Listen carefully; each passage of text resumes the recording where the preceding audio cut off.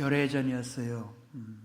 어느 권사님의 장례 예배 설교를 준비하며 기도하던 중에 시 한 편이 떠올라서 찾아봤습니다. 만해 한용운 선생님의 님의 침묵이었습니다. 이분은 불교인이었지만 독립운동가로서 잃어버린 나라를 생각하며 지은 이 시는 참으로 애잔하고 가슴 아프지만 그 중간에 몇 소절은 더욱더 가슴을 울렸습니다. 사랑도 사람의 일이라 만날 때 미리 떠날 것을 염려하고 경계하지 아니한 것은 아니지만 이별은 뜻밖의 일이 되고 놀란 가슴은 새로운 슬픔에 터집니다.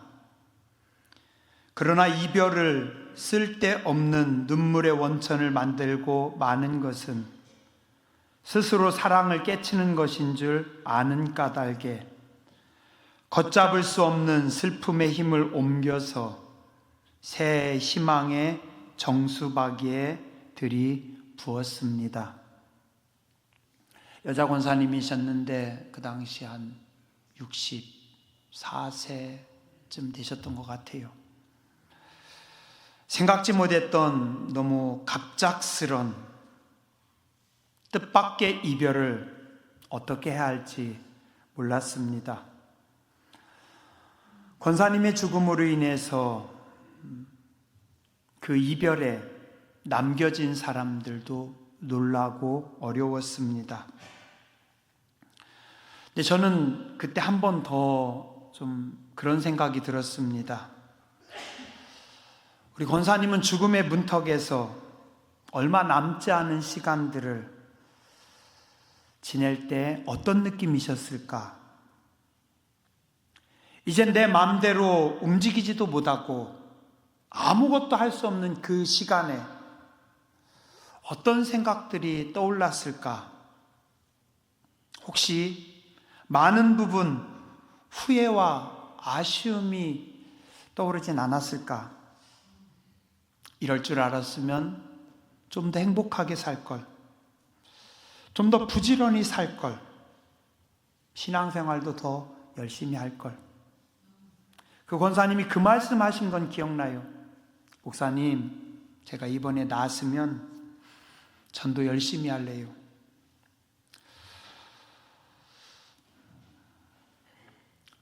제가 한 10여 년 전까지만 해도 은퇴나 죽음이라고 하는 단어에 대해서 저는 아무 의식 없이 살았습니다. 당진에 온 후에 은퇴라는 단어에 대해서 많이 생각하게 되었고, 또 많은 장례식을 집례하면서 죽음이라고 하는 단어가 너무나 가깝게 다가왔습니다. 목회를 할 수 있는 시간들이 다 지나갈 때,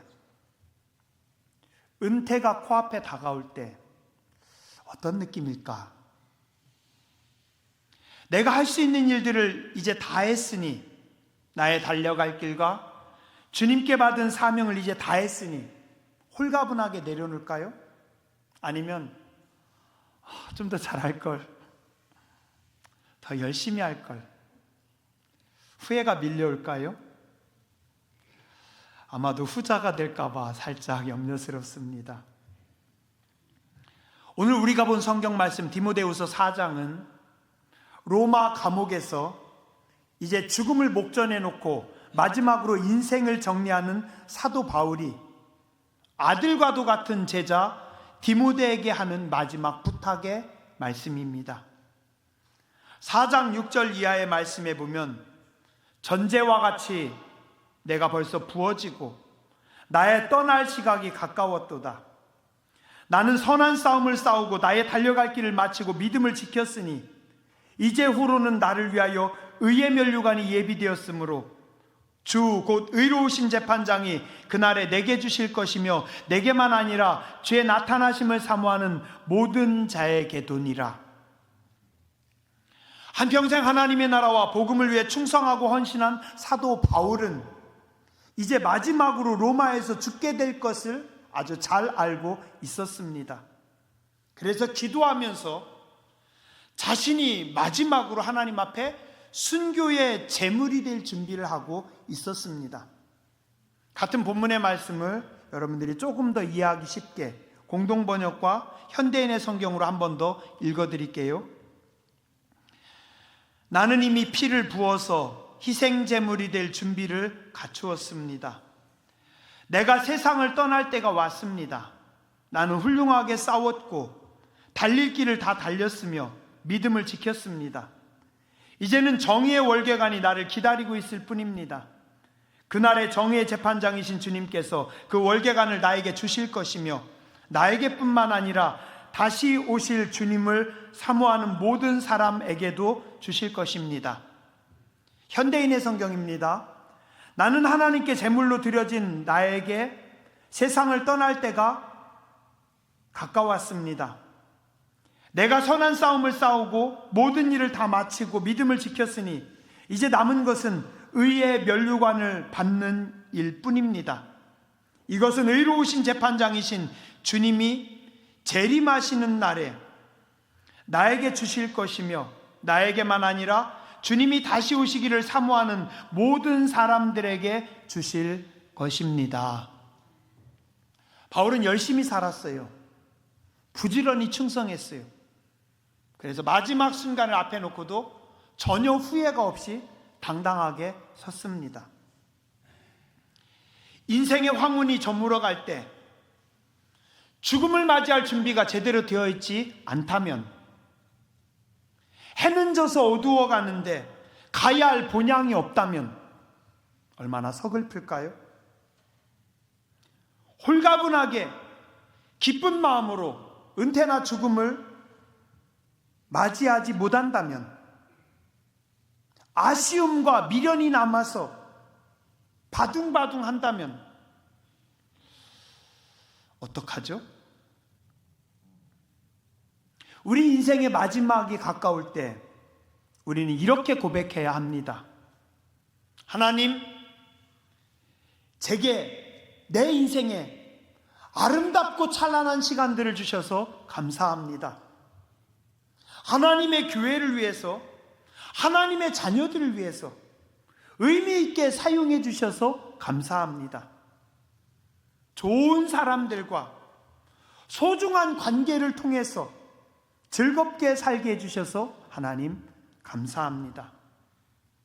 끝까지 하나님의 영광 나타내게 주세요. 오늘 여러분의 고백이 되시길 바랍니다. 오늘 우리가 본 성경 본문 말씀 바로 뒤편입니다. 바울이 두기고편으로 에베소에 있는 아들과도 같은 제자 디모데에게 편지를 보냅니다. 뭐라고요? 디모데야, 겨울이 오기 전에 내가 속히 나에게 왔으면 좋겠다. 겨울이 오기 전에 나에게 좀 왔으면 좋겠다.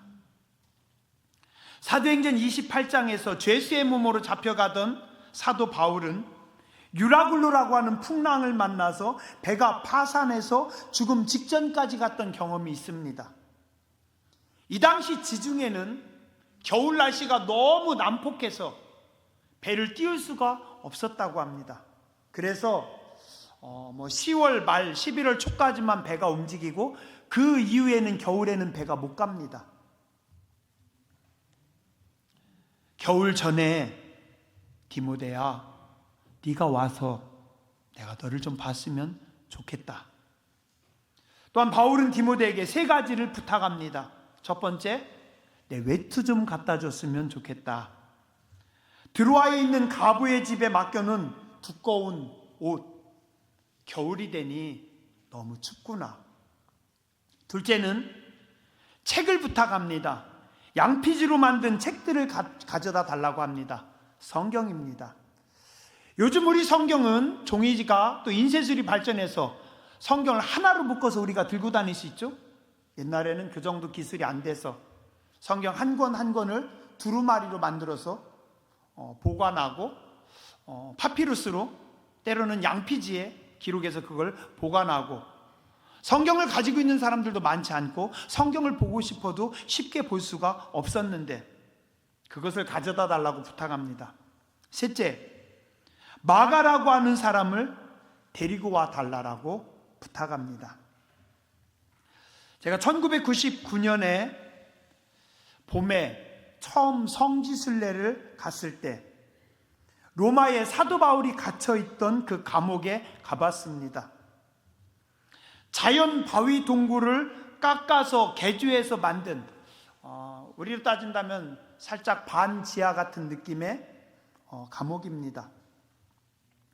로마의 겨울은 우리나라와 비슷하거나 조금 더 추운 날씨입니다.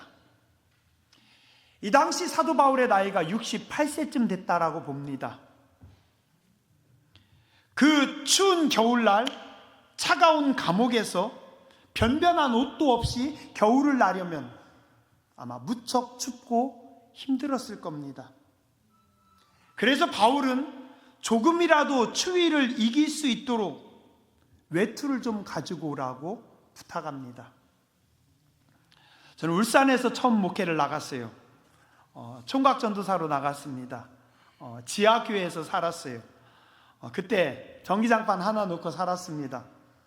근데 그 당시 20대였는데 아침에 눈을 뜨면 제 몸은 무슨 느낌이었냐면 스펀지를 물에다가 푹 잠궜다가 빼는 느낌. 아침에 개운한 날이 없었어요. 저는 20대였는데 전기장판이라도 있었는데 사도 바울은 전기장판도 이불도 없는 지하 감옥입니다. 그때는 가을만 되면 찬바람만 불면 왜 이렇게 고향에 가고 싶은지 당진이 되게 그리웠습니다. 뜨뜻한 온돌방에서 한번 누워있고 싶었어요.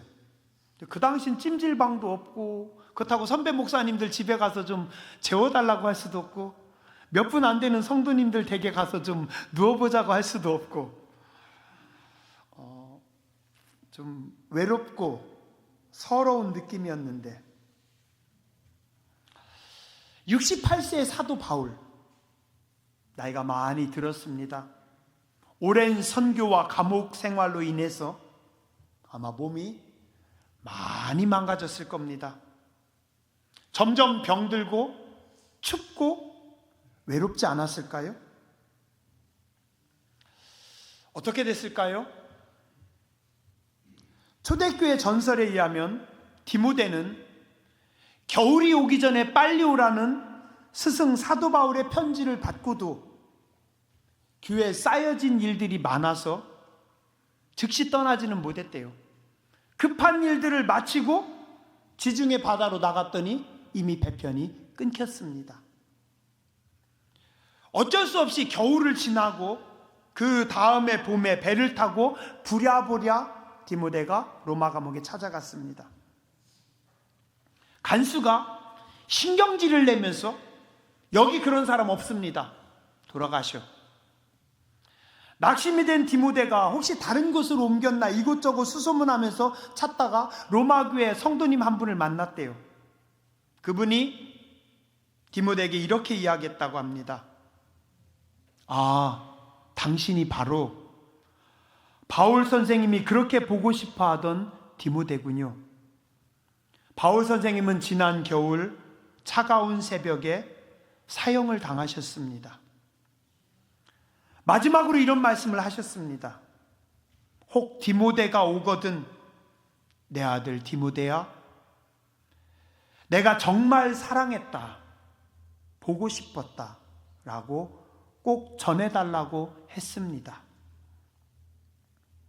그 순간 디모데는 바닥에 쓰러져서 한없이 울었다고 합니다. 그때 만사를 제쳐놓고 스승님 찾아왔어야 되는데 왜 이렇게 미련했을까? 펑펑 울었다고 합니다. 바울은 또한 성경을 가져오라고 부탁합니다. 오늘 우리야 성경도 많고 언제나 어디서나 편하게 볼 수 있지만 그 당시는 성경도 귀했고 아무 때나 보고 싶다고 볼 수 있는 거 아니었습니다. 이제 죽음의 시간이 다가옴을 느낀 사도 바울은 마지막으로 하나님의 말씀이 너무 그립고 보고 싶었던 겁니다. 성도는 인생의 겨울이 오기 전에 지나온 세월의 삶을 말씀 앞에서 정리해야 합니다. 버려야 할 것이 무엇이고 남겨야 할 것이 무엇인가? 하나님 앞에까지 가지고 갈 만한 것은 무엇인가? 그때 인생의 진짜 가치 있는 것과 무가치한 것이 무엇인지 비로소 알게 될 것입니다. 바울은 성경을 가지고 와라. 인생의 마지막을 말씀과 함께 정리하고 싶었습니다. 겨울이 가까워올 때 여러분은 무엇을 생각하십니까? 하나님께서 나에게 풍요로운 시간들을 넘치게 주셨을 때, 아직 눈이 밝고 건강할 때, 머리가 맑고 생각이 총총할 때 하나님의 말씀을 더 가까이 하시기 바랍니다. 죽음이 가까워오면 이것저것 하고 싶었던 일이 여러 가지 있었겠죠? 그러나 그보다 모든 것보다 먼저 하나님의 말씀에 귀를 기울여야 합니다. 바빠도 사도 바울처럼 하나님의 말씀을 찾고 그 앞에 서시기 바랍니다. 말씀 속에 겨울을 이길 수 있는 힘이 있습니다. 안타까운 거는요, 가끔 이렇게 신방하거나 성도님들을 뵈면 노년에 너무 힘없이 무너지는 분들 종종 뵙니다. 자신의 겨울이 온다는 것을 아는 사람은 영적인 일에 더 힘을 씁니다. 영원한 세계, 하나님 나라를 준비해야 합니다. 하나님의 말씀이 진리입니다. 하나님은 말씀으로 천지를 창조하셨고 그 말씀이 능력이고 지혜입니다. 말씀 앞에 우리가 진지하게 설 때 여러분의 시간이 비옥해질 수 있습니다. 우리가 사랑하는 김현승 시인은 가을의 기도를 통해서 이렇게 고백합니다. 가을에는 기도하게 하소서. 낙엽들이 지는 때를 기다려 내게 주신 겸허한 모국어로 나를 채우소서. 가을에는 사랑하게 하소서. 오직 한 사람을 택하게 하소서. 가장 아름다운 열매를 위하여 이 비옥한 시간을 가꾸게 하소서. 가을에는 홀로 있게 하소서. 나의 영혼 굽이치는 바다와 백합의 골짜기를 지나 마른 나뭇가지 위에 다다른 까마귀같이 겨울이 오기 전에 신이 주신 겸허한 모국어로 여러분의 영혼을 채우시기 바랍니다. 가장 아름다운 열매를 위해서 이 비옥한 시간들을 갖고 가시기 바랍니다. 굽이치는 험한 바다, 향기로운 백합의 골짜기를 지나서 마른 나뭇가지 위에 앉아있는 한 마리 볼품없는 까마귀처럼 우리는 겸허하게 하나님 앞에 서야 할 것입니다. 말씀의 회복이 없이 미성숙한 그리스도인으로 하나님 앞에 서지 마시고 말씀을 따라 성장해서 성숙한 그리스도인으로 주님을 만나야지 않겠습니까? 돈 벌고 자식 키우고 먹고 사는 땅의 일도 물론 중요하지만 건강할 때, 시간이 있을 때, 기회가 주어졌을 때 거룩한 일에 더욱 열심을 내고 주의 일에 충성하는 분들 되시기 바랍니다. 마지막으로 마가를 데리고 오라고 합니다. 마가가 누군가요? 바나바의 생질입니다. 바나바의 조카로서 바울과 바나바가 1차 선교 여정 떠날 때 함께했던 부잣집 청년입니다. 마가의 다락방 그 큰 집 주인 아들입니다. 그러나 그는 1차 선교 여정 때 너무 힘들어서 밤빌리아에서 도망가 버립니다. 그리고 그 후에 2차 선교 여정을 떠날 때 바나바는 그 마가를 다시 데리고 가자고 하고 바울은 반대합니다. 사도행전 15장 37절 이하 제가 읽어드릴게요. 바나바는 마가라는 요한도 데리고 가고자 하나 바울은 밤빌리아에서 자기들을 떠나 함께 일하러 가지 아니한 자를 데리고 가는 것이 옳지 않다 하여 서로 심히 다투어 피차 갈라서니 바나바는 마가를 데리고 배 타고 구브로로 가고 바울은 실라를 택한 후에 형제들에게 주의 은혜의 부탁함을 받고 떠났다. 바울은 다메섹에서 예수님을 만나고 사도가 되었지만 교회를 핍박했던 악명 높은 사람이었기 때문에 사람들이 다 거부하고 무서워합니다. 그때 바나바가 바울을 적극적으로 인정하고 바울을 모시고 안디옥 교회에 와가지고 바나바가 바울을 도와서 함께 안디옥 교회를 잘 섬겼습니다. 그래서 어쩌면 바나바가 바울에게는 은인과도 같아요. 그리고 또 1차 선교 여정을 떠날 때 바나바와 바울이 함께 수백 킬로의 선교를 떠났습니다. 자, 그런데 은인이기도 하고 동지이기도 한 바나바가 바울에게 그 젊은 마가 아직 어려서 너무 부잣집 아들로 잘 살아서 고생을 안 해서 그러니까 좀 용서하고 데리고 갑시다라고 하는데 바울은 한 칼에 잘라버립니다. 바나바가 그렇게 얘기해도 바울은 까딱도 안 합니다.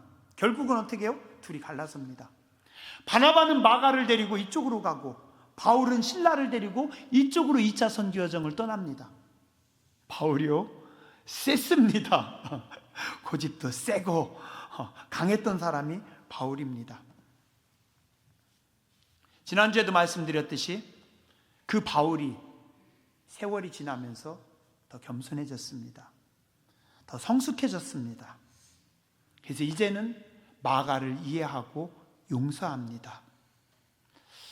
그 바울은 자기 죽음이 가까운 그 시간에 그냥 후회로 멈추지 않고 그 마가 좀 데리고 와라, 마가 좀 데리고 와라. 그 옛날에 그 철없는 마가를 내가 너무 심하게 했던 것 같다.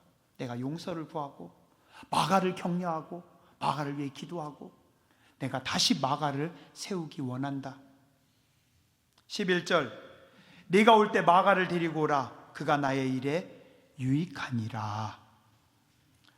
아마 편지로는 다 할 수 없는 말을 그 마가 좀 데리고 오면 내가 직접 마가를 품고 마가에게 미안하다고 이야기하고 격려하고 싶다. 두 사람이 만났을까요? 확인할 길이 없습니다. 왜냐하면 디모데후서가 사도 바울이 쓴 마지막 편지이기 때문입니다. 우리가 인생을 살면서 가슴 뭉클한 순간이 종종 있습니다. 미워했던 두 사람이 서로 만나서 내가 잘못했어, 용서해줘. 손을 내밀 때 함께 화해하고 포옹하는 순간처럼 감격적인 순간은 없을 것입니다. 하나님의 일을 하는 사람들도 다 실수합니다. 우리는 다 실수투성입니다. 바울도 그랬고요. 여러 하나님의 사람들도 그랬고 오늘 우리도 실수의 실수를 어리석음의 어리석음을 반복하고 있습니다. 함께 주의 일을 한다고 하지만 생각이 다르고 성격이 다르고 의견이 다르기 때문에 자주 다툽니다. 자주 부딪힙니다. 그러나 문제는 그 이후입니다. 다툴 수도 있고 기분 나쁠 수도 있고 나하고 절대 안 맞을 수도 있어요. 그러나 이제는 풀어야 합니다. 언제까지 계속해서 미워합니까? 언제까지 계속 다투고 있어요? 우리의 미워함이, 우리의 다툼이 하나님께서 보실 때 아름다울까요? 한 공간에서 같은 시간에 한 하나님 앞에 함께 모여 예배하는 우리가 그 예배를 받으시는 하나님께서 불평하실 때 참 많습니다.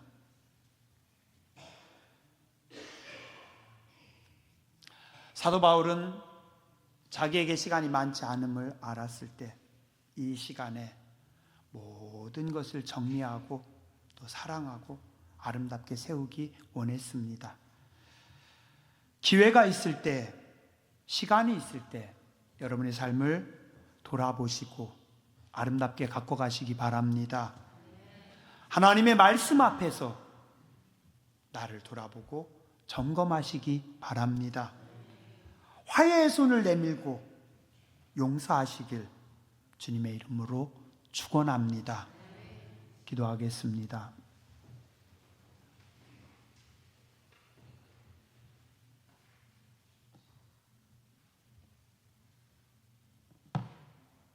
우리에게 시간을 주신 하나님, 우리의 삶에 복을 주신 하나님, 저는 하나님이 주신 풍성한 시간들을 마음껏 쓰면서 살아왔습니다. 그러나 이 시간 속에서 끝이 있음을 알게 해주시고 가을이 저물고 겨울이 다가오는 이 자연을 바라보면서 하나님의 나라를 기억하게 해주시고 우리의 인생들을 돌아볼 수 있는 지혜를 겸허함을 허락하여 주시옵소서. 우리가 훗날에 하나님 앞에 섰을 때 부끄럽지 않게 아름다운 모습으로 설 수 있는 저희들 되게 하여 주시옵소서. 겸허한 모국어로 채워주시고 비옥한 시간들로 가꿔주시고 하나님 앞에 겸손히 설 수 있는 저희들 되게 해주시옵소서. 좋은 사람들을 만나게 해주시고 좋은 이웃들을 만나게 해주시고 좋은 성도들을 만나게 해주시고 좋은 속도원들을, 좋은 선교원들을, 좋은 가족을 만나게 하신 하나님, 우리의 관계를 축복하여 주시옵소서. 우리의 실수와 우리의 고집으로 우리 어리석음으로 인해서 뒤틀어진 관계들이 은혜 안에 다시 회복되게 해주시고 다시 사랑하게 해주시고 우리의 모든 관계 속에 그리스도의 향기가 선한 빛이 비치게 하여 주시옵소서. 우리 교회가 이 땅 가운데 세상 가운데 나가 그리스도의 향기와 빛을 비추게 하여 주시옵소서. 훗날에 하나님 보시기에 잘했다, 착하고 충성된 교회야, 성도야, 칭찬받는 주의 교회와 주의 백성들 되게 하여 주시옵소서. 거룩하신 주님 예수님 이름으로 감사하며 간절히 기도드렸습니다. 아멘.